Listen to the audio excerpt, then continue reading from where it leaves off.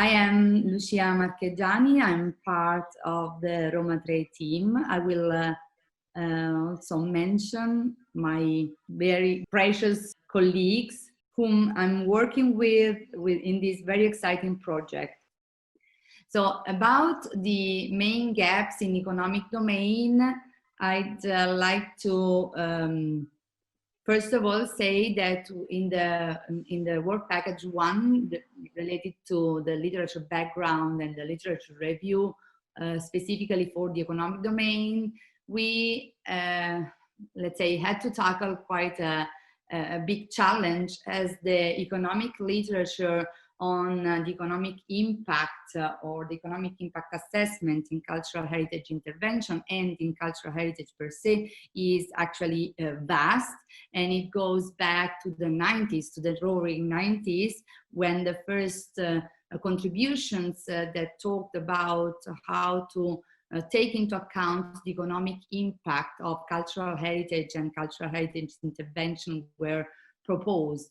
So in the beginning, the economic perspective was, let's say, revolving around the concept of trying to apply established financial methodologies to cultural expenditures and interventions.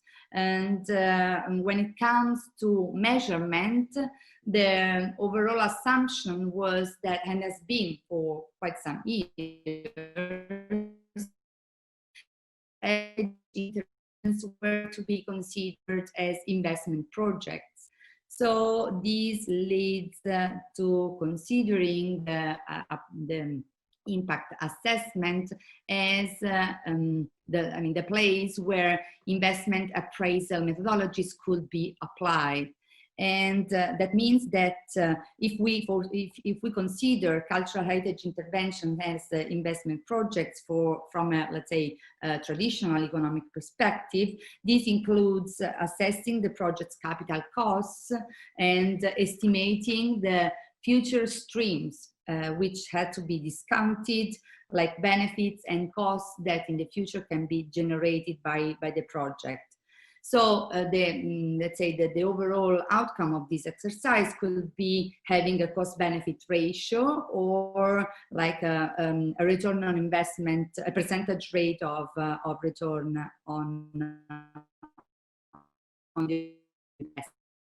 And of course, when it comes to cultural heritage, it is very clear that we are not talking about like traditional market and marketable products, but we are in the realm of public goods, and this must be taken into account, and has been taken into account, of course. So all the non-market effects and all the spillover effects of the projects should also be included in the calculation. This is very clear in the literature stream that we have analyzed. Also, very prominent contributions have been proposed in order to tackle the problem of the assessment of non-use values, that are related to cultural heritage. Of course, as I said, these are non-marketable goods, so only relying on market, let's say, market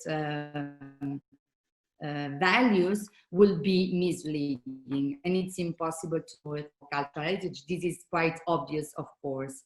And when it comes to the assessment of non-values or non-use values, one of the most prominent methods that have been proposed is the contingent valuation method.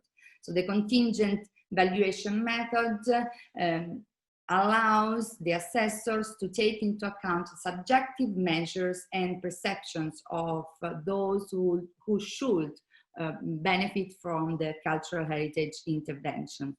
So in a way, this goes in the direction that Annalisa also was mentioning, that it should be, we should carefully take into account all the perspectives of all the groups of people that could be hit or could be in a way involved in a cultural heritage intervention. So the contingent valuation method is able, in principles, to take into account the perceptions of all these group of people, because the contingent valuation method foresees to ask potential beneficiaries to state, to reveal their preferences. So in economic terms, it should allow to reveal the preferences of and the utility functions of all the beneficiaries of the intervention, both in terms of their willingness to pay or in terms of the compensation they would like to receive. So, of course, given the time of this intervention, I cannot go through the details of all the methods, but of course, if you're interested, then you can either go deeply into the document that we will share or ask questions later in the rooms, in the separate rooms. Of course, it must be said that with the advent of the 21st century and the rise of cultural mega events, the economic impact assessment has gained even more and more importance and has become very central. And relevant advances in economic modeling, especially referring to specific cultural mega events such as the ECOCs, have been proposed, like Impact 08. In fact, these methods or these advances lay on the fact that the overall economic impact of hosting the ECOC program should be taken into account, as well as the economic impact upon key sectors, such as, for example, tourism. So the fact that these mega events gained more and more importance also led to the economic impact assessment models to be refined over time and be discussed in the academic community and also in the practitioners and policymakers community. So we can say that there is really a vast amount, not only of literature, but also of policy documents and other research documents that we took into account in our review, and this constitutes the basis of a very rich body of knowledge that must be taken into account. So when it comes to detecting the gaps and let's say, not to criticize what has been done, of course, but to take these, let's say, limitations to further advance this body of knowledge, we discussed a lot within our teams and also with our colleagues in the consortium. And we think that the most relevant limitations that we should take as starting points to further develop this field of research should be this one. And sorry if I repeat something that, of course, has been said by Annalisa, because, of course, the economic domain suffers from some of the general limitations that Annalisa already tackled. First of all, when it comes to the economic domain, the concept of value is very relevant. But when we refer to cultural heritage value, let's say opposite to other marketable sectors, the cultural heritage value is not so easily and uniquely measurable in monetary terms. In fact, values in this context are not fixed, but they rather encompass subjective and situational elements that should be taken into account, at least. This is an element of complexity that we should more carefully look at. Moreover, as Annalisa said, the concept of value, I refer to cultural heritage, not always refer to good value. It can also imply some negative aspects that the impact assessment model should take into account. In fact, this also it's a limitation or gap. That is that negative effects in the established models tend to be underrated.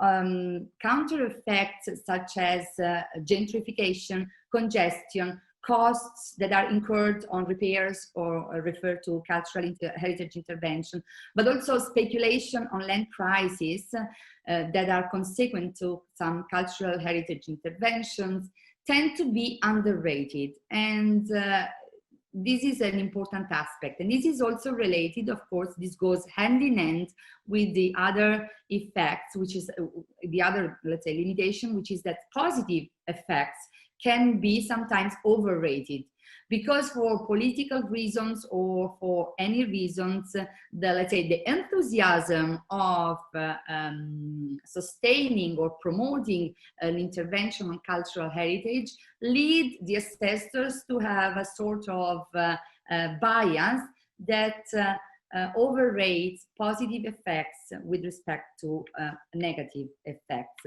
For example, for cultural mega events, like, as I said, ECOCs, the narratives tend to emphasize the positive effects, talking of important economic benefits or injection of wealth into the region, or positive return on tax spending of the citizens of the candidate ECOC.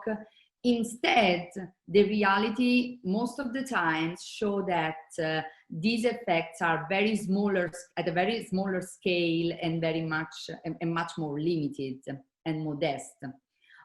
Also, it must be said that sometimes, or most of the time, these positive effects tend to benefit only or to serve only elite interests, despite the narratives, of course, is related to the whole citizenship, and this also must be tackled.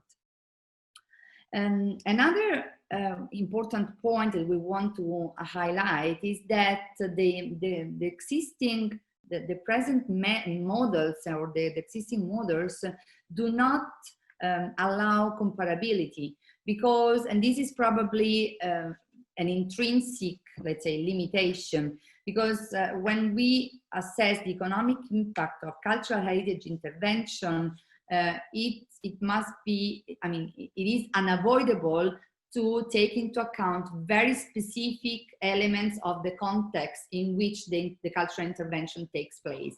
So that means that even if we adopt a very, let's say, homogeneous method for assessing two different ECOCs, we must be aware that the comparability between the results are is very limited because of the specificity of the context. And each designated city, each ECOC bears very specific elements that do not allow for comparison between different contexts.